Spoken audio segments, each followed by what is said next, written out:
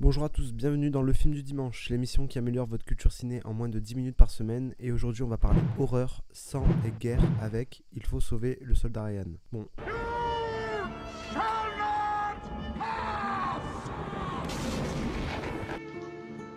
You talking to me? I am your father. Funny how? I mean, funny like I'm a clown, I amuse you? tout d'abord commençons par quelques informations importantes. Il faut sauver le soldat Ryan est un film de guerre américain sorti en 1998. Il a été réalisé par Steven Spielberg, l'un des plus grands réalisateurs de l'histoire du cinéma, connu notamment pour la saga Indiana Jones, E.T. ou encore La liste de Schindler.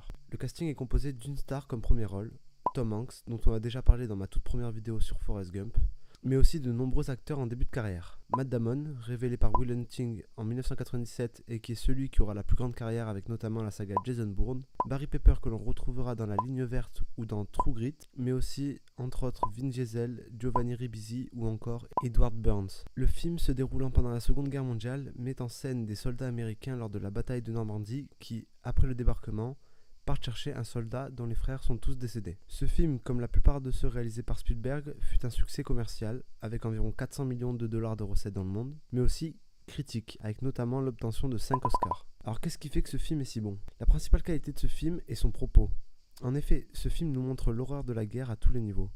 En regardant ce film, on se rend compte de l'horreur qu'ont pu connaître nos ancêtres, et c'est important pour deux raisons. Premièrement, tout simplement pour un devoir de mémoire. Ces personnes ont sacrifié leur vie et on doit s'en souvenir et les honorer, mais aussi pour remettre en question nos propres vies. Beaucoup d'entre nous se plaignent, moi le premier, de certaines choses que l'on vit, mais comparé à ces gens-là, sommes-nous vraiment malheureux ? Finalement, ce film nous invite à l'optimisme quant à nos propres vies. Comparé à ces gens-là, nous vivons pour la majorité dans le confort. Le film soulève aussi d'autres questions, comme par exemple celle de la valeur de la vie. En effet, la vie du soldat Ryan vaut-elle plus que celle des soldats qui le recherchent ? Qu'est-ce qui fait que la vie d'un tel vaut plus qu'une autre ? On peut cependant reprocher au film son côté un peu trop patriotique et partial. Le film s'ouvrant et se refermant sur le drapeau américain, mais aussi car seuls les soldats américains sont présentés du côté des Alliés. Les seuls Français visibles dans le film sont des civils peureux, et les Allemands sont présentés comme des méchants, vraiment très méchants, sans dignité et caricaturés. Mais comment le film, par sa forme, arrive-t-il à retranscrire aussi bien l'horreur de la guerre ? Tout d'abord par sa réalisation. Il faut savoir que 90% des scènes ont été réalisées à la caméra portée, afin de rendre le tout plus réaliste et immersif. Les scènes de guerre sont filmées comme si on y était, avec une réalisation très dynamique, beaucoup de détails et la caméra tremblante au même titre que les soldats. Dès la première scène, Spielberg nous place en tant que soldats lors du débarquement, il nous en fout plein la gueule aussi bien visuellement avec du sang et toute une vision d'horreur, mais aussi grâce au son, avec un brouhaha constant mélangeant cris de douleur et bruit de balles. Dans les scènes plus calmes, le réalisateur nous place aussi dans la troupe afin de toujours nous rapprocher des soldats et nous faire s'attacher à eux. Tout au long du film, Spielberg s'évertue à nous placer en tant que soldats et nous met dans les mêmes conditions que ceux-ci.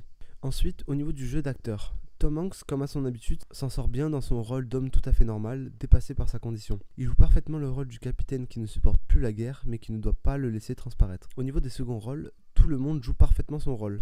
Un peu stéréotypé parfois, mais souvent juste. Quand certains personnages meurent, les acteurs sont parfaits, et nous mettent la larme à l'œil. Même au niveau des figurants, le jeu est très bon. L'horreur est parfaitement jouée. Toute cette authenticité dans le jeu de tout le monde nous prend encore plus aux tripes et nous met dans des conditions les plus proches possibles de la réalité. Et enfin, aussi bien au niveau du scénario. La scène d'ouverture, celle du débarquement de Normandie donc, nous scotche d'entrée par son horreur, mais aussi par sa longueur.